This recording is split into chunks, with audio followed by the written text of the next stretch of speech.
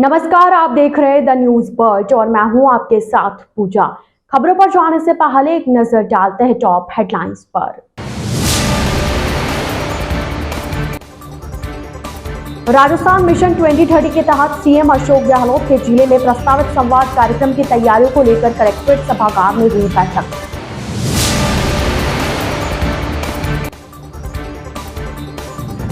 Wait कम करने की मांग को लेकर जिले के पेट्रोल पंप 2 घंटे रहे बंद।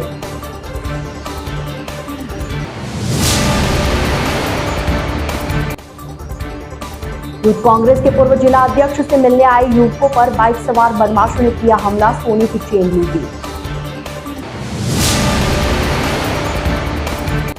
प्रतापनगर में चल रहे भारतीय रेलवे माल गोदाम श्रमिक संघ के वार्षिक सम्मेलन में पहुंचे केंद्रीय मंत्री गजेंद्र सिंह शेखावत।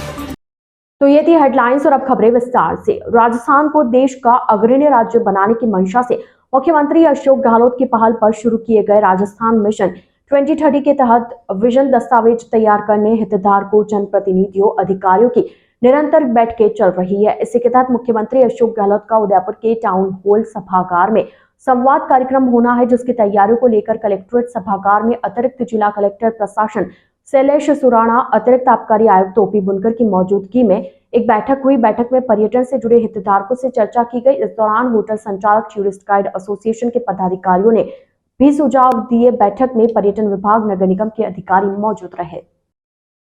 एआईसीसी की राष्ट्रीय प्रवक्ता सुभाषिनी शरद यादव ने शास्त्री सर्कल स्थित होटल पर महिला आरक्षण को लेकर पत्रकार वार्ता की। सुभाषिनी ने बताया कि कांग्रेस हमेशा से राजनीति में महिलाओं को आगे लाने और उन्हें नेतृत्व देने की बात करती आ रही है। कांग्रेस महिला आरक्षण के समर्थन में है, लेकिन यह आरक्षण सभी जाति एवं वर्गों के लिए समान रूप से लागू होना चाहिए। महिला आरक्षण ओबीसी वर्ग पर भी लागू होना चाहिए। सुभाषिनी ने बताया कि आगामी विधानसभा चुनाव में राजस्थान में कांग्रेस ज्यादा से ज्यादा महिला प्रत्याशियों को टिकट देगी। देखिए, महिला आरक्षण जो भारतीय संसद में लागू किया गया है, ये एक हमारे पार्टी का, आदरणीय सोनिया गांधी जी का, स्वर्गीय राजीव गांधी जी का, मनमोहन सिंह जी का, भाई राहुल गांधी जी का एक ऐसा सपना, अधूरा सपना था जिसको पूरा किया गया और इसका हम समर्थन करते हैं। हमारी जो इस बिल के विषय में सिर्फ 2 बातें हैं, वो ये हैं कि इसके अंदर जल्दी से जल्दी इस बिल को लागू करने की प्रतिक्रिया की जानी चाहिए और इसके अंदर पूरे समाज की भागीदारी होनी चाहिए, जिसके अंदर ओबीसी को भी जगह मिलनी चाहिए। आज यहाँ हमारा जो विषय था वो महिला आरक्षण के बारे में था। हमारे देश में एक महिला राष्ट्रपति है, उनका पूरा सम्मान होना चाहिए, उनको भी सदन में आना चाहिए पूरे सम्मान से। नए सदन के प्रवेश पर उन्हें बुलाना चाहिए था। उसका हमें खेद है कि हमें उधर उन्हें देखा नहीं गया। हम उनका पूरा सम्मान करते हैं और यहाँ पर हम महिला आरक्षण की बात कर रहे हैं, तो मैं आशा करती हूँ आप उसी के संदर्भ में सवाल पूछेंगे। आरक्षण तो देखिए ना, ये संसद में भेजने का काम है, ये लागू तो किया नहीं। अगर कांग्रेस सरकार होती तो ये लागू भी हो जाता। पार्टी जैसे ही कांग्रेस की सरकार बनेगी, इसको इमीडिएट इफेक्ट से लागू किया जाएगा और कोटे के अंदर कोटा भी दिया जाएगा। उदयपुर पेट्रोलियम डीलर्स एसोसिएशन के पदाधिकारी राजेंद्र कुमार जैन ने बताया कि राजस्थान के डीलरों द्वारा निरंतर रूप से डीलर से जुड़ी समस्याओं को लेकर लगातार राज्य सरकार से आग्रह किया जा रहा है, लेकिन सरकार द्वारा किसी भी प्रकार की सुनवाई वेट कम करने को लेकर नहीं की जा रही, जबकि इस समस्या के कारण डीलरशिप प्रभावित हो रही है और वर्तमान में कई डीलरों के रिटेल आउटलेट पूरी तरह से बंद होने की कगार पर है। वहीं पिछले 3 सालों में 270 पंप तो बंद हो चुके हैं। कुछ दिनों पहले पेट्रोल पंप बंद कर विरोध भी जताया, लेकिन सरकार से आश्वासन मिलने के बाद हड़ताल स्थगित कर दी गई, लेकिन अब तक समाधान नहीं होने पर पेट्रोल पंप संचालकों ने फिर से हड़ताल शुरू करने का निर्णय लिया। जैन ने बताया कि आज शाम 8 से 10 बजे तक पेट्रोल पंप बंद रखकर विरोध जताएंगे। इसके बाद 1 अक्टूबर से सुबह 6 से शाम 6 बजे तक पेट्रोल पंप बंद रखे जाएंगे। इसके बाद भी वेट कम नहीं किया गया तो 2 अक्टूबर से अनिश्चितकालीन रूप से सभी पंप पूर्णतः बंद रखे जाएंगे। जैन ने बताया कि आमजन को सस्ता ईंधन उपलब्ध हो सके, इसके लिए डीलर्स द्वारा किए जा रहे इस आंदोलन में जनता का सहयोग भी अपेक्षित है, ताकि सरकार आमजन को राहत प्रदान कर सके। वेट की जो एक बहुत लंबे समय से कम करने की जो राजस्थान सरकार से हमारे राजस्थान पेट्रोलियम डीलर्स की मांग जो चल रही है, उसके लिए हम लोगों ने क्रमबद्ध तरीके से गत 13, 14, 15 को हमने पंप बंद भी रखे, 2 दिन सांकेतिक रखे और 1 दिन हम लोगों ने बंद किया था। उसके बाद में सरकार ने हमें आश्वासन दिया कि शीघ्र ही एक कमेटी बनी जाएगी और 10 दिन के अंदर उसका फैसला सामने आ जाएगा। लेकिन सरकार ने कमेटी तो बनाई, लेकिन उसकी एक भी मीटिंग नहीं की और किसी भी तरीके से कोई भी समाधान अभी तक उसका नहीं निकला है। और उस वक़्त तो हड़ताल हम लोगों ने तोड़ दी थी, लेकिन मांगें हमारी अभी भी बरकरार है उसी तरीके से। तो हम लोग फिर वापस, अभी जो सरकार बोल रही है कि अभी हम 2-3 दिन के बाद में फिर हम एक कमेटी और बनाएंगे और 10 दिन में वो इसका फैसला देगी। लेकिन अभी जैसा कि सर्वविदित है कि आचार संहिता शीघ्र ही लगने वाली है, तो उसके बाद कोई हड़ताल का औचित्य नहीं रह जाएगा। इसलिए अभी हमारे राजस्थान पेट्रोलियम डीलर्स ने फैसला किया है कि इस हड़ताल को क्रमबद्ध तरीके से जारी रखा जाए। उसके अंदर 29 और 30 तारीख को रात्रि को 8 बजे से 10 बजे तक हम सभी जने अपने पेट्रोल पंप की लाइटें बंद रख के और सेल हमारी बंद रखेंगे। और आने वाली 1 तारीख को प्रातःकाल 6 बजे से सायंकाल 6 बजे तक बंद रहेगा और 6 बजे के बाद में पेट्रोल पंप खुलेंगे। और 2 तारीख से अगर तब तक मांगे नहीं मानी गई तो 2 तारीख से हम लोग अनिश्चितकालीन हड़ताल की ओर अग्रसर होंगे। द न्यूज बर्ड के इस बुलेटिन में फिलहाल वक्त हो चला एक छोटे से ब्रेक का। ब्रेक के बाद जल्द हाजिर होंगे। आप बने रहिए द न्यूज बर्ड के साथ।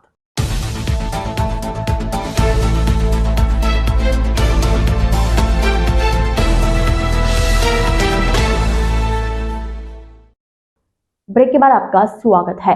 बीती रात अंबा माता थाना क्षेत्र के रामपुरा चौराहे पर नाई गांव जाने वाली मुख्य सड़क पर स्थित बाबा रामदेव मंदिर पर तोड़फोड़ करने का मामला सामने आया। मंदिर के पुजारी हेमराज गमेती ने मंदिर में हुई तोड़फोड़ का आरोप मंदिर के पास रहने वाले जगन्नाथ पटेल पर लगाते हुए बताया कि शुक्रवार देर रात जगन्नाथ पटेल ने मंदिर में तोड़फोड़ कर दी। जानकारी के अनुसार रामपुरा मुख्य सड़क पर हेमराज गमेती का बरसों पुराना बाबा रामदेव का मंदिर है। हेमराज का कहना है कि उक्त जमीन बरसों पुरानी होकर उसके दादा के बाद उसके खाते में दर्ज है।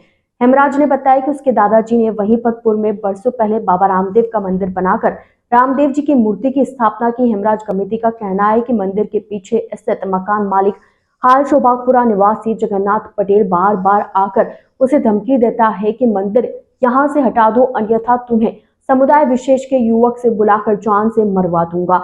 हेमराज कमेटी का आरोप है कि शुक्रवार देर शाम जगन्नाथ पटेल ने आकर मंदिर के पास वाला पिलर तोड़ दिया, जिससे मंदिर का टीन शेड टेढ़ा हो गया। वहां लगी हुई ध्वज को भी तोड़ दिया, जिससे ध्वजा टेढ़ी होकर झुक गई। हालांकि उक्त मामले में किसी भी प्रकार का कोई भी मुकदमा थाने में दर्ज नहीं हुआ है, परंतु इस मंदिर को लेकर हेमराज कमेटी व जगन्नाथ पटेल ने आपस में एक दूसरे पर कई सारे मुकदमे पहले दर्ज करवाए हैं।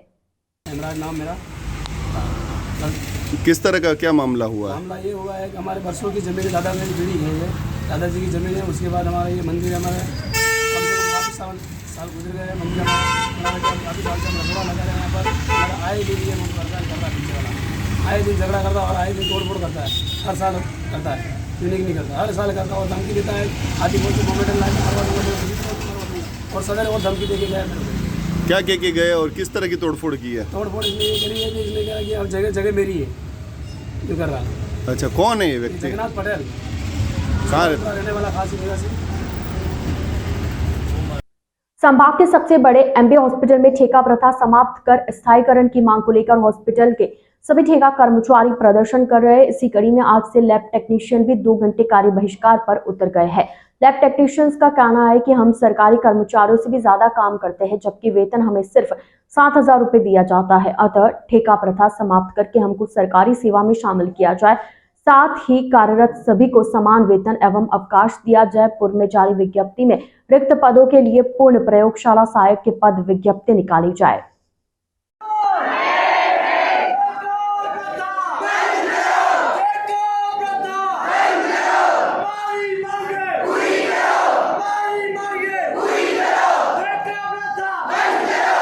इस बात को आज 8-9 साल हो गए हमको, है ना। इसी 5-7 हज़ार सैलरी में काम कर रहे, घर चलता है। हमने अधीक्षक को ज्ञापन भी दिया था कि हमने 7 दिन में अगर आपने कार्रवाई नहीं करी तो हम करेंगे। उस बात को 1 महीना हो गया, कोई सुनवाई नहीं। ऊपर से प्रेशर आता है, ये कर देंगे वो कर देंगे, ठेका प्रथा बंद नहीं होगी, नौकरी से निकाल देंगे। इस डर के मारे बेचारे एक बच्चे भी रह जाते हैं। आज हमको 10 साल हो गए यहाँ काम करते, 10 सालों में क्या पेमेंट नहीं बढ़ता है? प्राइवेट लैब में भी पेमेंट बढ़ता है, जिसमें तो हम गवर्नमेंट में काम कर रहे हैं, कोरोना में काम किया, पूरा टाइम देते हैं हम, कभी पीछे नहीं हम हटे हम लोग, लेकिन बस सैलरी के नाम पे हमें सैलरी बढ़ाओ बस हमारी। 300 ठेके पे काम कर रहे हैं, अगर 300 ही बंद कर दे तो कैसे चलेगा हॉस्पिटल? परमानेंट स्टाफ कितना काम कर रहा है, कैसे कर रहा है, वो सब जानते हैं।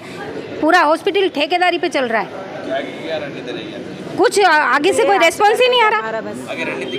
हमारी अगर कार्य 2 घंटे का करेंगे, नहीं सुनेंगे तो पूरा 24 घंटे कार्य बहिष्कार, संपूर्ण हड़ताल करेंगे अगर सबने साथ दिया तो। बीती रात प्रतापगढ़ जिले के देवगढ़ थाने के बाहर एक जवान ने नाकाबंदी के समय एक सफेद कलर की स्कॉर्पियो को रुकवाया, जिस पर स्कॉर्पियो में सवार तस्करों ने पुलिस पर फायरिंग कर दी, जिसमें कांस्टेबल सोहन सिंह को एक गोली चेहरे से छूती हुई निकली, जिससे सोहन सिंह घायल हो गए। हमले के बाद तस्कर मौके से भाग निकले। इसके बाद देवगढ़ थाने की टीम पुलिस जवान को उदयपुर के एमपी हॉस्पिटल लेकर आई, जहां उनका इलाज चल रहा है। वहीं सोहन सिंह के साहस के लिए कई सामाजिक संगठन गैलेंट्री अवार्ड की अपील कर रहे हैं, ताकि पुलिस जवान का हौसला बढ़ सके।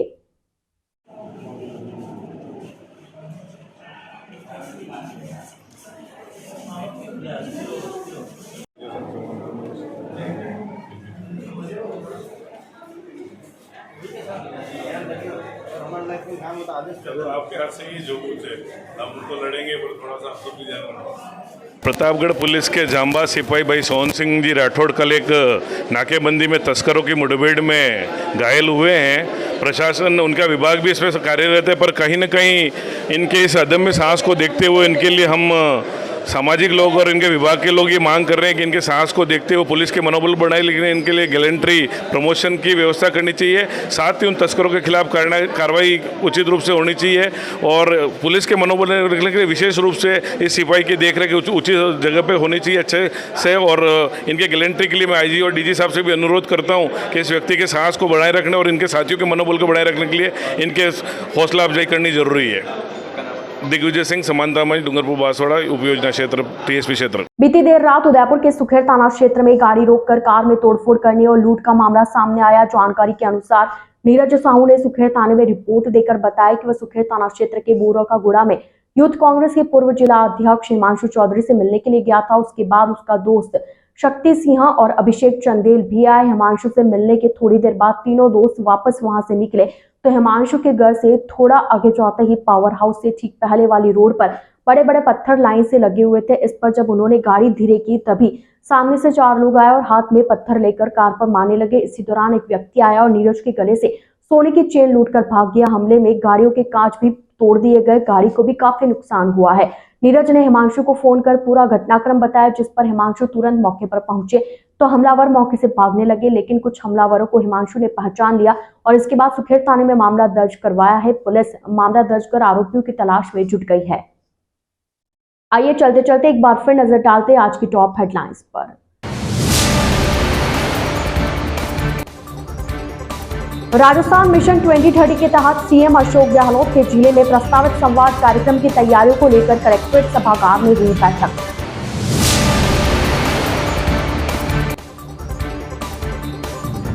वेट कम करने की मांग को लेकर जिले के पेट्रोल पंप 2 घंटे रहे बंद।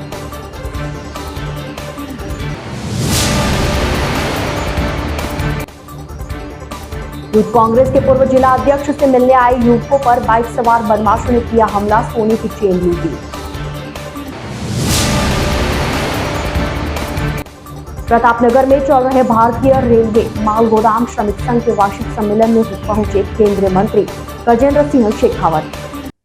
तो आज के इस बुलेटिन में फिलहाल के लिए इतना ही। अब दीजिए इजाजत पूजा को और आप बने रहिए द न्यूज वर्ल्ड के साथ। नमस्कार।